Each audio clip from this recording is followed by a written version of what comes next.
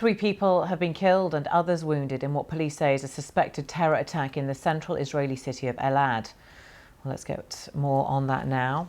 We can hear from our correspondent there, Tim Franks. There's a massive manhunt underway with the Israeli police and internal security services looking for 2 young Palestinian men. They've been named as a 19 and a 20-year-old, and their photos have been distributed as well. And they are reportedly from a village close to Jenin in the northern West Bank. And the attack in Elad, this mainly ultra-Orthodox town in the center of Israel, took place close to a park and then in a park at the end of Independence Day celebrations. 3 men were killed and several were wounded, and the attackers used, according to onlookers, axes and knives and then fled the scene, it's believed, in a car. Well, there's already an incredible concern about what has been seen over the last few weeks, because it's been one of the deadliest spates of violence that Israel has seen in years. At least 19 people have died in Israel in the course of these attacks.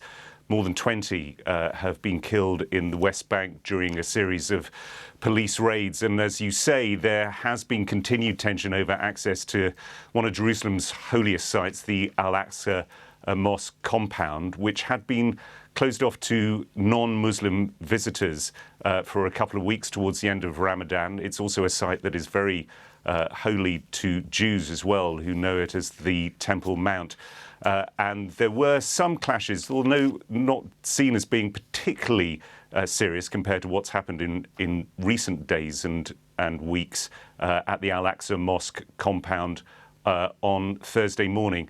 That having been said, where there is, I think, particular fury in Israel is over comments that the leader of Hamas, the Palestinian militant group in Gaza, a man called Yahya Sinwar, what he said last Saturday, which is he encouraged Palestinians, as a result of tension over access to Al-Aqsa, to take up whatever weapons they could, including, he said, axes, cleavers, knives.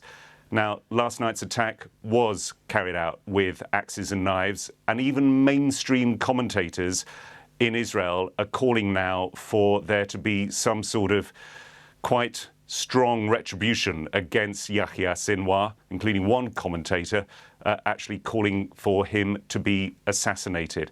So I think there is pressure on the Israeli government that is growing. And it's also feeling the pressure because it's in a very tenuous position in the Knesset in terms of how strong its governing coalition is. So, yeah, things feel as if they're bubbling up here.